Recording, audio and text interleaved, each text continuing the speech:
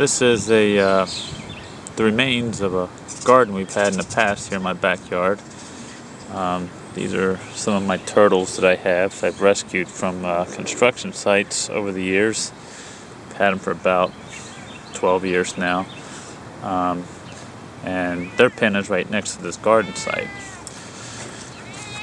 I also have a menacing cat that seems to follow me everywhere. Anyway, while I was feeding these turtles, I happened to look down on my foot, and there was this eastern garter snake. Not uncommon. I found them here before in my yard, as well as other species, northern browns, black rat snakes. But this one, I often hear from neighbors when they describe it. It's probably the most common one that they end up running into when they're in their backyard cleaning or doing some gardening or cutting their grass. The eastern garter snake, it can be described as a rather small snake, semi-aquatic.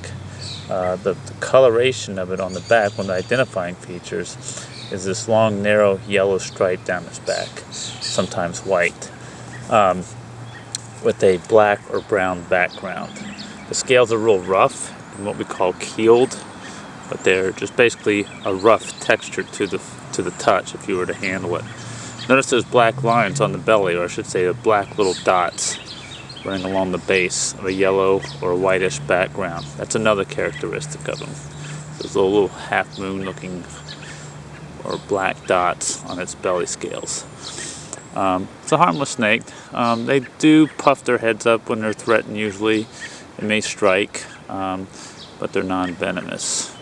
They will pretty much feed on a number of things that they can overpower, which most snakes and other reptiles basically do. But their food source does vary widely from insects to amphibians. And so they're actually quite a benefit in controlling certain populations of those types of species. Anyway, I'm going to let this one go, and hopefully it fares well. I'm going to try to put it back in this little camouflage garden plot that I have, or this old ratty looking bed of weeds basically, and hopefully it'll find its way out of here into a more suitable habitat and not get eaten by any overhead predators like hawks or this guy right here. So I'll let him go.